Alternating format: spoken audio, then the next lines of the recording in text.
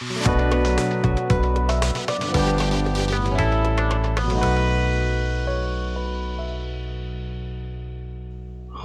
سلام. وقت همگی بخیر به نام خدا. من محمد جواد پاسدار هستم. اگه این زاویه بکنم درست کنم و قراره توی این ویدیو بعدی در مورد FPGA با هم صحبت بکنیم. دوره کاملا فریه و میتونید راحت بدون هیچ دغدغه مالی البته دوره رو دنبال بکنید. امیدوارم برای شما جذاب باشه. وقتتون رو با حرف زدن در مورد کاری که کردم و اینکه چرا دارم این ویدیو رو میگیرم و اینا هدر نمیدم. اگه خواستید پیج لینکدینم اکتیو فعاله، اونجا میتونید آخرین کارهایی که دارم میکنم چک بکنید و اگه براتون جذاب بود حتما اونجا با هم یه ارتباطی داشته باشیم. خب بریم اول سراغ این که من کیم. من یه مهندس برقم، الکترونیک از دانشگاه خواجه نصیر.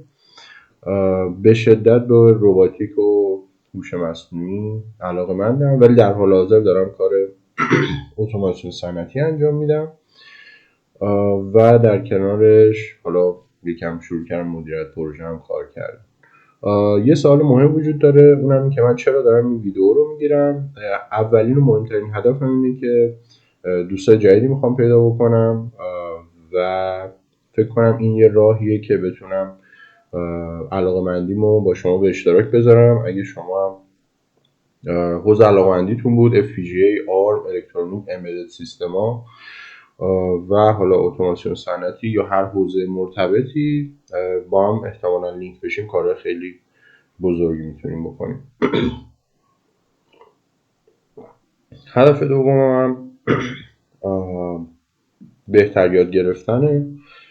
جالبه بهتون بگم من تقریبا همه چیزایی که تا الان یاد گرفتم، یعنی سالیدورک، آلتیوم، آردوینو، آرم، AVR، FPGA و هر آنچه که دیپ لرنینگ و هر آنچه که حالا رفتم سراغش یاد گرفتم خودخوان بوده و احساس میکنم که حداقل توی جامعه ایرانی که اینقدر داستان اقتصادی داره فشار میاره و از یه طرف آتش به یادگیری خیلی آمونم هیچ موقع ارضا نمیشه تا اون کامل یاد نگیریم. این مدل کارا درست کردن یه سری ویدیو آموزشی رایگان خیلی کمک میکنه، هم به این که من بهتر اون مبحث رو یاد بگیرم، هم اینکه شما هم اون مبحث رو یه کمی ذهنتون قلقلک داده بشه که برید یاد بگیرید و انگیزه بشه برای شما که شما هم اگه چیزی بلدید، چیزی براتون جذابه که فکر میکنید به درد بقیه میخوره، اونا هم میتونن استفاده بکنن، ویدیوشو بسازید بذارید بقیه هم مثل شما لذت ببرن. مورد سوم بالا بردن سطح علمی دور و بریامه. شاید مهمترین چیز باشه. من توی برهه‌ای، البته تقریبا تا چند ماه گذشته، همین الانم تا حدودی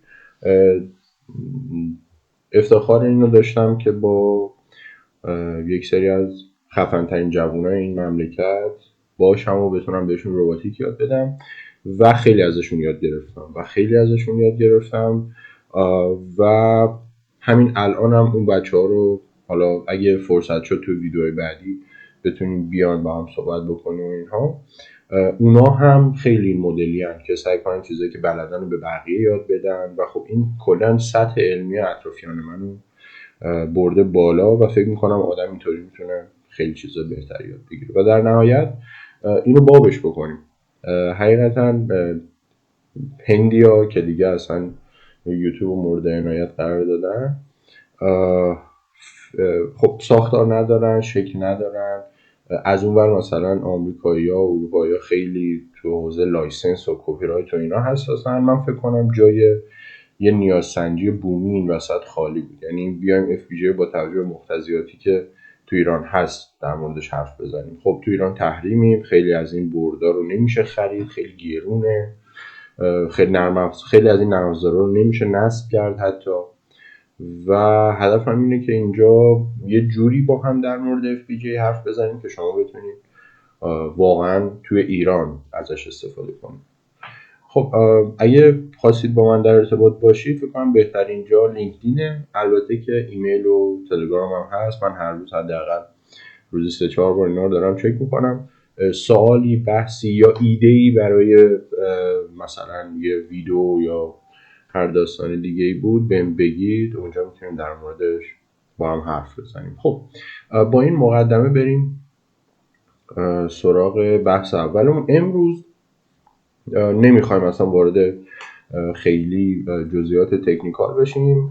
خلاصه بخوام بگم قرار کاربرد FPGA با هم حرف بزنیم، بگیم که فرق FPGA، ASIC و میکروکنترلر چیه، چه زبان برنامه‌نویسی برای کار با FPGA وجود دارن، کدومش بهتره و من توی این سری ویدیو میخوام چه سخت افزار و نرم افزار رو استفاده بکنم. خب اول از همه بریم سراغ کاربردها. واقعیت من وقتی داشتم سرچ می‌زدم کاربردها رو باورم نمیشد توی سری از حوزه‌های FPGA وجود داشته باشه. مثلا حوزه پزشکی و نظامیشو و اتوماسیون صنعتیشو خودم مثلا درگیر بودم میدونستم، ولی مثلا توی دیتا سنترها خیلی جالب بود، نمیدونستم وجود داره FPGA.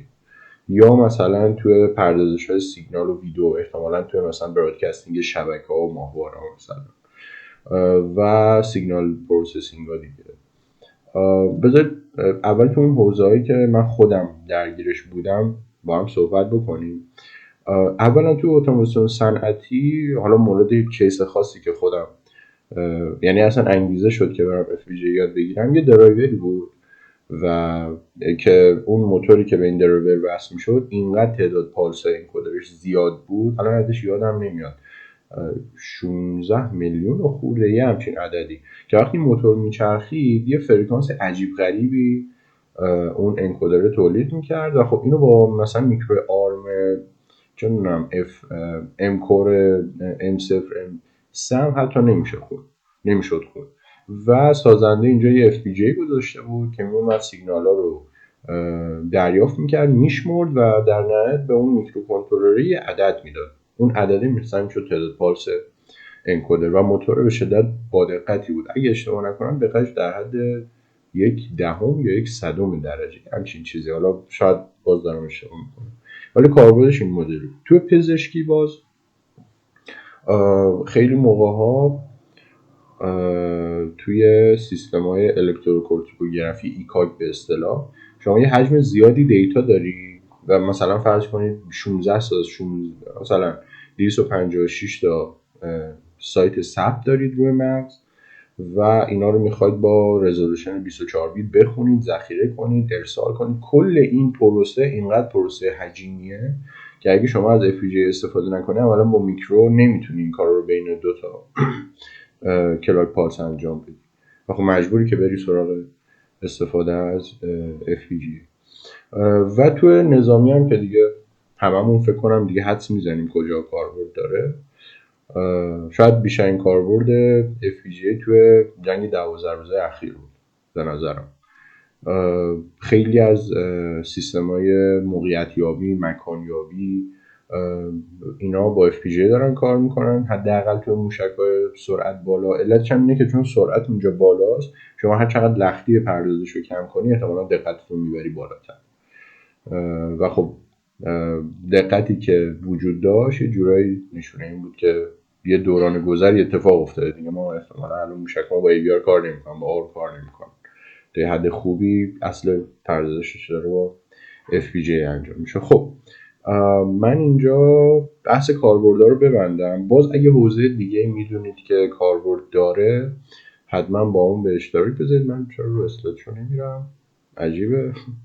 خب بریم سراغ این که FPGA و ASIC با هم چه فرق میکنن. خب اول از همه FPGA مخفف Fast Programmable Gate Array هست.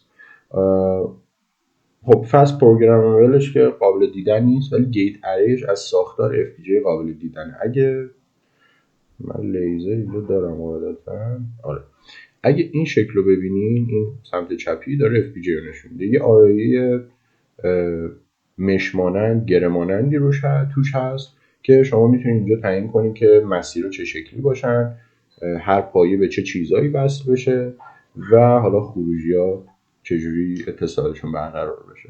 گیت اریه پس از اینجا.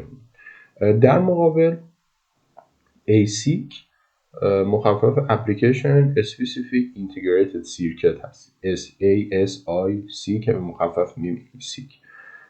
یه شاخه انشعابی از FPGA توی ASIC ها شما آزادی برنامه ریزی دیگه نداری. یه برنامه محدود برای یه کاربری خاص ولی به شدت سرعت بالا. مثال بزنم، مثلا خیلی از تقویت کننده های برنامه پذیر اصطلاحاً بهشون تقویت کننده هایی که مثلا یه سیگنال مخابراتی از شما دریافت میکنن، تقویت میکنن، بهتون برمیگردونن. شما حالا میتونید میزان تقویت، نوع تقویت، یه سری پارامتر رو اینجا تنظیم کنید. اینا مثلا یه نمونه خیلی ساده ASIC هن. قیمت بالایی دارن ولی کاربرد خاص و چیز دارن دیگه. توان مصرفیشون در عوض پایین‌تره، سرعت بالاتر، امنیت بالاتر باز و موارد اینچنین. پس این دوتا از خیلی نظر شبیه همن ولی ASIC میگم قابل برنامه ریزی نیست به صورت که تو بتونی کاربری مثلا برد عوض کنین. شاید در حد یه سری آپشن های محدود بتونین ویژگی های سیستم مثلا تغییر. یه کنار این دوتا یعنی FPGA و ASIC یه جاندار دیگه هم میاد به اسم میکروکنترلرها که فکر کنم بیشترین آشنایی حداقل جامعه مهندسی ایران با اینه. یعنی ما اکثر مثلا با مهندس برق حرف بزنی تقریبا دیگه 90-95% همه AVR رو میشناسن، آردوینو رو میشناسن، 70-80% دیگه آرم میشناسن. ولی خب این عدده داره رشد میکنه، خیلی خوبه. به دلایلی که آخر ویدیو میگم FPGA هم داره میره تو ایران که باب بشه و خیلی خوبه. اگه بتونید شما جز اولین کسایی باشی که FPGA دارید به عنوان حالا ابزاری برای حل مسئله های معمولی یادش میگیرید. آخر ویدیو اینو با هم حرف میزنیم. خب یه مقایسه‌ای میخوام اینجا انجام بدم بین میکروکنترلرها، FPGA ها و ASIC ها. یه جدول این پایین جدول جالبی به نظرم اومد از حالا یکی از سورسایی که برای خودم استفاده میکردم در آوردم. داستان از این قراره که توی حالا قبل اینکه برسیم به جدول، توی میکروکنترلرها فرکانس تا تقریبا هولوش 168 مگاهرتز و مثلا توی سری از ورژن آرم، حالا من اینو آپدیت نکردم، تا 700 مگاهرتز هم مثلا فرکانس داریم. ولی از اون ور توی ASIC و FPGA فرکانس تا 1 گیگ هم میتونه بره بالا و خب مشکلی پیش نمیاد. نکته بعدی که فکر کنم بزرگترین چالش ما توی دوره‌های یعنی ویدیوهای بعدیه، داستان نوع اجرای برنامه است. توی میکروکنترلر شما یه دونه کرسر دارین اصطلاحاً، بعد این کرسر خط به خط میاد برنامه رو میخونه، اجرا میکنه و میره جلو. ولی توی FPGA شما برنامه هاتون همزمان اجرا میشن و خب این یکم چالش داره از نظر درک اینکه دقیقاً چه اتفاقی میخواد بیفته، چجوری باید کد بزنیم که درست کار کنه و مسائلی از این دست. حالا گفتم یه آمار نه خیلی دقیقی اول کار گفتم. میکروکنترلرها توی ایران بیشتر شناخته شدن صرفا به خاطر اینکه راحت‌تر، تو ایران هم تو دنیا راحت‌تر استفاده ازشون. تقریبا 90-99% نیاز حتی صنعت رو میشه با میکروکنترلرها جواب داد. ولی در مقابل FPGA یا امکانات عجیب غریبی بهتون میدن ولی از اون سختی که ازش استفاده بکنی. یه جمله معروفی هست میگه محدودیت طراحی FPGA مساوی محدودیت تخیل مهندس طراحیشه. یعنی شما دیگه هر چقدر بتونی تخیل کنی از چیزی که میخوای قطعا و بدون هیچ محدودیتی میتونی توی بردت پیاده سازی بکنی. خب بریم سراغ این جدول. هزینه هر قطعه رو اول بحث بکنیم توی تعداد کم و تعداد بالا. توی تعداد کم که اکثرا ماها معمولا تو ایران باش درگیریم، چون تولیدات محدود، صادرات نداریم و خب خیلی موقع ما تعداد محدودی از تجهیزات رو خرید کنیم. FPGA قیمت متعادلی داره، نه خیلی ارزونه نه خیلی گرونه، در مقابل مثلا میکروویژن خیلی ارزونه میصرفه. مثلا شما اگه بخوای سنسور ببخشید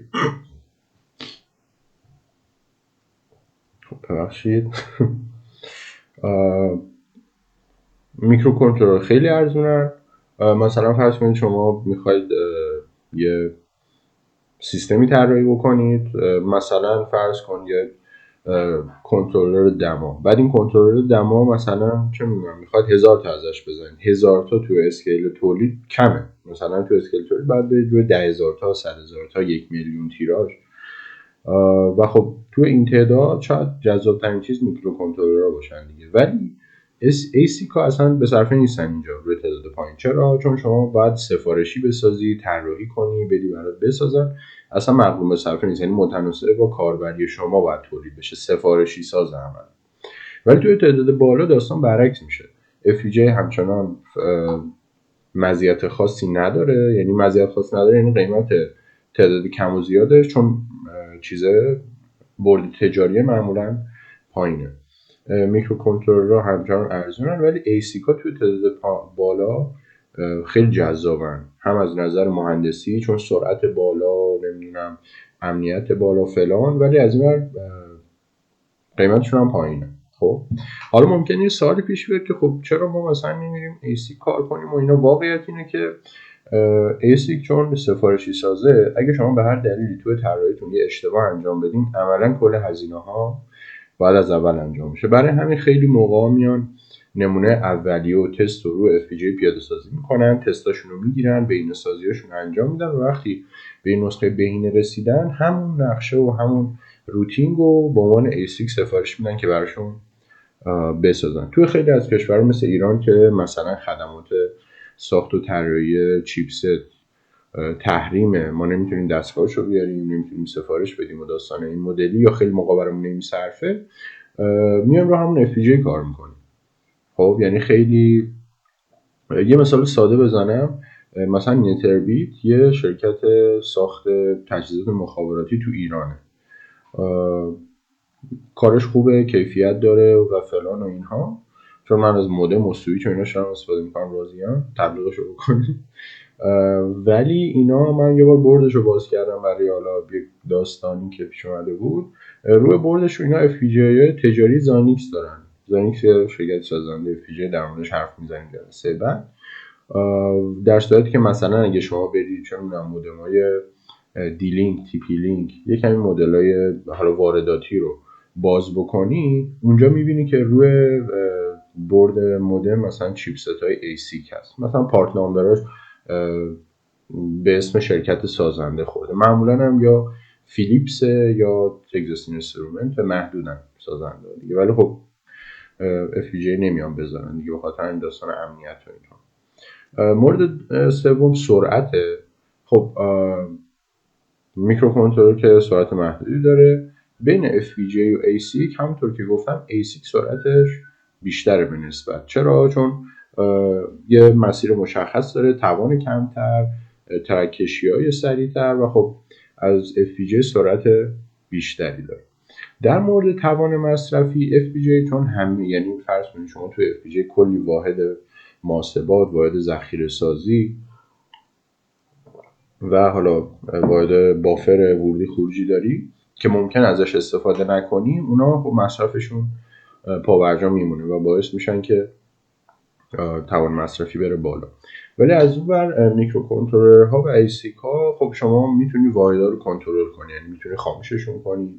مثلا فرض کنید تو میکروکنترلری مثل حتی آردوینو که AVR روشه، شما مثلا سریال داد بگین رو ننویسه، خب واحد سریال تغذیه‌اش قطعه، یعنی توان مصرفیش خیلی کم. تو ایسیک هم که میگم به خاطر اینکه شما کاربرتون محدوده، خیلی از واحدها حذف شدن و خب توان مصرفیتون پایینه. در مقابل آزادی عملی که بهتون میده، عملا ایسیک آزادی عملی نداره، فلکسیبیلیتی نداره. میکروکنترلرها متوسطن. شما همیشه محدودی مثلا به تعداد واحدهای سریال توی میکرو. مثلا میکرو کنترلر STM32F1 فکر کنم اگه اشتباه نکنم 3 تا واحد سریال بیشتر نداره و شما نهایتا مثلا میتونی با 3 تا دیوایس همزمان حرف بزنی. ولی مثلا تو FPGA شما میتونی هر تعدادی که خواستی پورت FPGA تعریف کنی.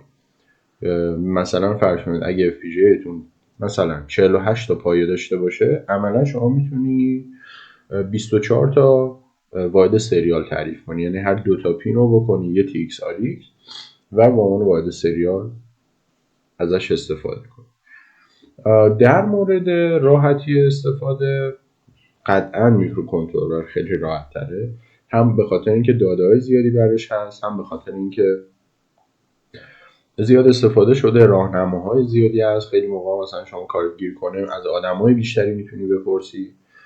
FPGA کمتر، ولی ASIC تنها رفرنسی که برای استفاده ازش وجود داره همون دیتا شیت شرکت سازنده است و خب معمولا سخت‌ترین چیزا برای راه اندازی ASIC هن که تو خیلی از سیستم‌ها مهندسی پزشکی معمولا چون براشون توان مصرفی اینجور چیزا مهمه میرن سراغ ASIC. حالا جلوتر اگه فرصت شد واقعا مثال عملیش هم با هم میزنیم.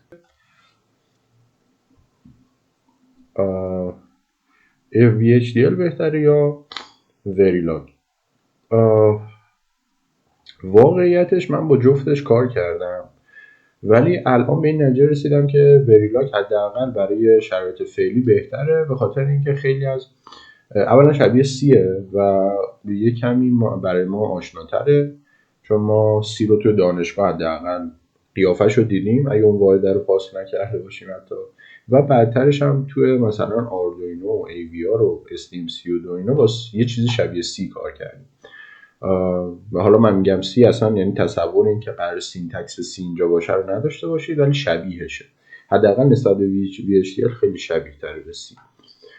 ولی در مقابل VHDL یه زبون خیلی سطح پایین تریه، یعنی شما اگه بخوای مثلا دیزاین تو انجام دادی، میرسیم به این حرفی که دارم میزنم، دیزاین تو انجام دادی میخوای ببینی چقدر از ریسورسات مصرف میشه. منظورم از ریسورس مثلا گیت های منطقی، خونه های حافظه، اون المان های محاسباتی LUT بهش میگیم.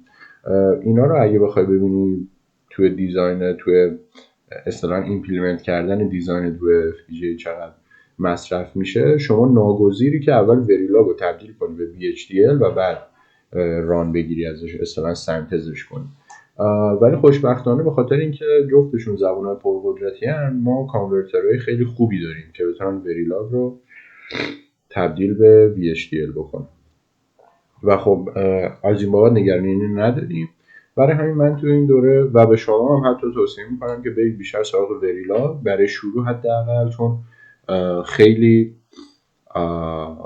کاملتر آموزشاش، بیشتر آموزشاش و خب از آدمای بیشتر میتونید راهنمایی بگیرید، مثلا الان که شروع داستان شاید خیلی جذاب‌تر باشه. من یه کار دیگه هم که کردم، حالا نمیدونم شما که دارید این ویدیو رو میبینید داخل ایران هستید یا نه، من تو ایرانم. برای ایران احساس میکنم وریلاگ جذاب‌تره، ولی اگه توی کشوری دیگه زندگی میکنی که FPGA اونجا توی صنعتشون استفاده میشه، شاید باید یه کمی به این نمودارا دقت کنید. مثلا یه سری کشورها مثل هند و آمریکا و کره و انگلیس، اینا خب وریلاگ انگار توی صنعتشون جذاب‌تره، ولی از یه نظر مثلا آلمان، فرانسه، ایتالیا و نیوزلند VHDL بیشتر توی صنعتشون کاربرد داره. شاید بد نباشه که مثلا همزمان با این ویدیوهایی که دارید میبینید VHDL هم یاد بگیرید، یا مثلا سعی کنید کدایی که ما روی وریلاگ می‌نویسیم شما کانورتش کنید به VHDL و خب این میتونه تمرینی باشه که VHDL هم تقویت بشه و بتونید ازش استفاده بکنید. خب برسیم به بخش آخر بحثمون. این ستاپ منه. خب بذارید بی‌تعارف بگم، من حقیقتا پول خرید یه بورد FPGA مثلا زاینکس و اینا رو نداشتم و خیلی گشتم، بالا پایین کردم، این برند رو پیدا کردم، تنگ سید نانو، و من اینو از دانشجو کیت خریدم، ولی اگه بگردید فکر میکنم بتونید مدل‌های یکم بهترشو پیدا کنید. این ارزون ترین مدلش بود، فکر کنم اگه اشتباه نکنم 1 خورده یا 2 میلیون خورده ای خریدم، ولی ممکنه الان گرونتر شده باشه. یه دونه برنامه هم داره که باید با اون پروگرام بشه، من از اون برنامه استفاده میکنم، اسمش گوینی دی ای هست و بردم هم همون تنگسید نانوه که میبینید 48 تا برای کار ما خوبه، یعنی اوکی، هم قیمتش هم دیگه امکاناتش، چون 48 تا پایه داره و تقریبا اکثر کارا حداقل توی فاز آموزشی 90% کارا رو میتونیم باهاش انجام بدیم. خب اینم از این داستان. من اگه اشکال نداشته باشه اینجا فکر کنم ارام تمام شد. من اگه اشکال نداشته باشه میخوام با هم شماتیک این رو ببینیم، امکانات برد رو ببینیم و چی سرچ کردیم و بتونیم ببینیم چه امکاناتی این برد داره و بعدش هم یه مروری میکنیم فروشگاهی که FPGA میفروشن. اگه پول داشتید و میتونستید بخرید حتما این کار رو بکنید، چون الان نخرید فردا باید گرونتر بخرید، حداقل تو ایران. خب اول از همه یه قسمت USB to JTAG داره، این برای دیباگ کردن دیوایسمون هست و کاموه و یه جوری شبیه پروگرامر، شبیه CH340 تو آردوینو میمونه عملا اگه بخوام مشابه شه. کار پروگرام کردن اون اینجا انجام میده و حالا نکته خاص دیگه این نداره دیگه. اومده ریز کرده اون المان‌ها و مقاومت داخلش. یه دونه LED RGB داره، با این کار میکنیم دیگه، نیازی نیست شما LED جداگونه بهش وصل بکنید، اصطلاحاً بهش میگن LED بیلت این. ولتاژ کاری کورتون، حالا منظورم از کور همون FPGA 1.2 ولت. خیلی میشه در مورد اینا حرف زد که چرا ولتاژ 1.2 ولت، چرا بیشتر نیست فلان. حالا اگه فرصت بشه حتما در موردش حرف میزنم. اینم USB تایپ C. اینم حالا رگولاتورهای مختلفه برای ولتاژ، برای حالا دیوایس مختلف. مثلا روی این بافر هست، اسرم هست برای پروگرام کردن و اینها. میدونید که FPGA حافظه نداره برخلاف مثلا میکرو و اینا. ASIC هم همینطور حافظه نداره. بعد برای اینکه شما پروگرام کنی باید یه حافظه جانبی داشته باشی که توی حالا برد من این یه اسرمه، یا حافظه اسرمه با قطع برق داداش میپره. ولی مثلا یه سری FPGA هستن که حافظه فلش دارن، فلش میکنی و دیتا روش میمونه. اینطوریه که شما برنامه رو روی اون اسرم آپلود میکنی و FPGA خودش میره برنامه رو از اونجا برمی‌داره و اجرا میکنه. خب اینم خود کورمونه که اینور میبینیم. دو تا کلید A و B داره، اون سفیدای بالای برد و حالا کلاک و چیزای دیگه. اینم یه دونه کانکتور LCD RGB. حالا خیلی دوست دارم راه بندازم ولی هنوز خود LCD شو تعیین نکردم. حالا اگه بتونم راه بندازم حتما ویدیوشو میذارم. خب من یه نکته خاص کوتاه و مهم البته بگم. من اگه بخوام روندا رو توضیح بدم، من یادمه دقیقا موقعی که آرم داشت تو ایران باب میشد یه مقاومتی شکل گرفت که مثلا آقا قابل اعتماد نیست، داغ میکنه، میسوزه، فلانه. ولی خب دیدیم که مثلا AVR چقدر راحت جاشو باز کرد. بعد آردوینو که میخواست بیاد دوره هم میگفتن آرم بهتره، آردوینو باگ داره فلان. STM32 که میخواست بیاد خیلی هم مقاومت داشتن، میگفتن آردوینو یاد نگیریم، STM32 یاد بگیریم، حرفه‌ای تره فلان. الان مطمئن باشید وقتی مثلا یه برد FPGA داره اندازش اینقدری میشه اندازه یه دونه آردوینو نانو، برای من و شما مهندس برق این باید یه نشونه باشه، نشونه از این که FPGA قرار تبدیل بشه به یه دیوایس در دسترس تر. خب یعنی وقتی در دسترسه احتمالاً آدم‌ها بیشتر قرار یادش بگیرن و قرار احتمالاً استپ بعدی FPGA کار کردن باشه. برای همین به نظرم یادگیریش حداقل برای مخصوصا برای کسایی که قبل دانشگاهن یا توی دانشگاهن یا دارن فارغ التحصیل میشن، به نظر مهمه. یه ابزاریه که شما بتونید بعدا توی بازار کار دست بالا رو داشته باشی، بالاخره بگی من مثلا بلدم. خب قطعا فرق هست بین اون که کار نکرده با اونی که FPGA میدونه. حداقل هیچی هم نباشه، اون نگاه شما به طراحی رو میتونه تا حد زیادی تغییر بده. خب فرض کنید الان من تونسته باشم مثلا بهتون انگیزه بدم و شما میخواید برید FPGA بخرید. یه سری فروشگاه هست که من به نظرم از اینو بخرید بهتره. یکیش کافه رباته. چرا؟ چون این فروشگاه برداشون رو تست شده بهتون میدن. FPGA قطعه حساسیه، معمولا توی جابجایی‌ها که اکثرا به ایران قاچاقه اینا آسیب میبینن. برای همین توصیه میکنم حتما از فروشگاه معتبر بگیرید. چند تاشو من اینجا فقط گذر رو معرفی میکنم و دیگه این ویدیو رو به انتها میرسونم تا بتونیم توی ویدیو بعدی بریم سراغ ادامه مبحث. خب توی کافه ربات من FPGA سرچ میکنم و اینجا هم یه FPGA. خب ببینیم چی برامون میاره. خب این مثلا الان جدیدن موجود شده، من ندیده بودم. مثلا چقدر این؟ یکو مثلا نزدیک 2 تومنه. مثلا این جذابه، میتونید بگیرید. قیمتی نداره. ولی دیگه چی داریم؟ این هم هست که این 8 میلیون خورده. مثلا اینو پول نداشتم بگیرم، مجبور شدم همین چیزا رو بگیرم. ولی مثلا این شاید، حالا من موقعی که شما دارید این ویدیو رو میبینید شاید اگه سرچ کنید این موجود نباشه.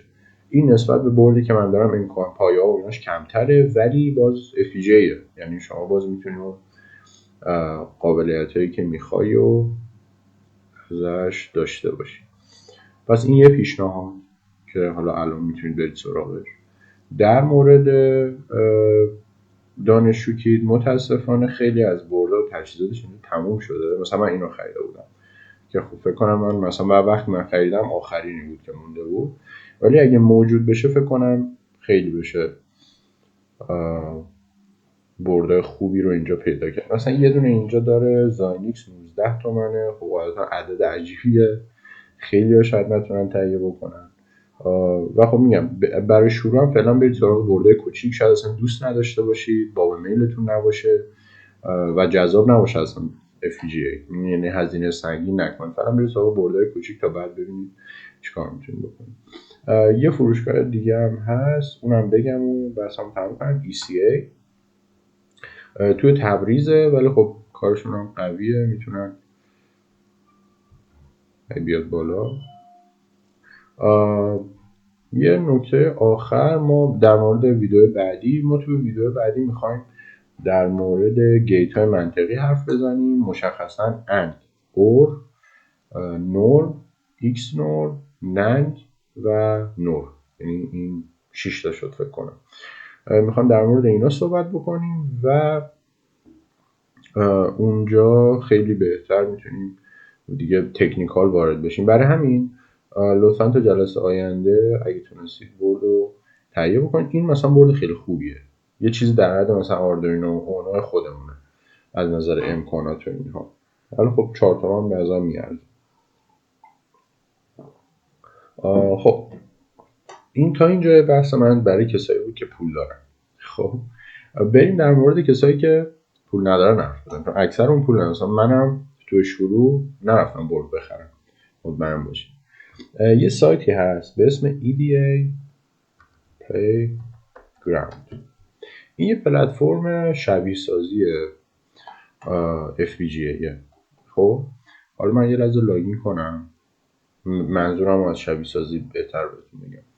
راحت با جیمیل هم میتونید لاگین کنید، فیلتر هم نیست.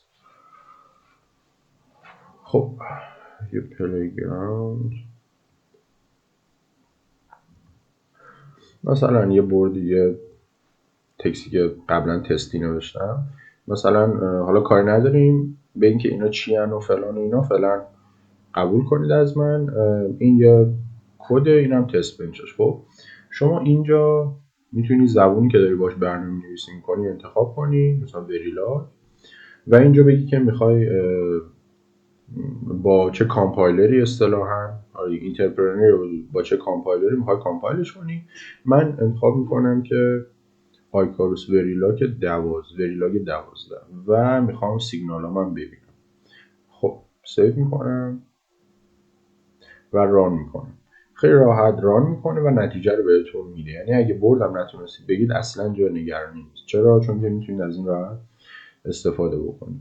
الان اگه بخوام بهتون نشون بدم، مثلا این شد نتیجه شبیه سازی که بر من انجام داد. یه مالتیپلکس بود که میومد بین کلاک با فرکانس مختلف سویچ میکرد. میبینید دیگه این خروجی پایین او دیتا یک، فرکانس بالا، کم کم و کمتر. حالا میرسیم بهش. و خواستم بگم اگه نتونستید برد تهیه بکنید، این پلتفرم هم هست. فقط باید بتونید تست بنچ بنویسید براش که بتونید کدتون تست کنید، که اون هم باز آموزش میدیم، چیز سختی نیست.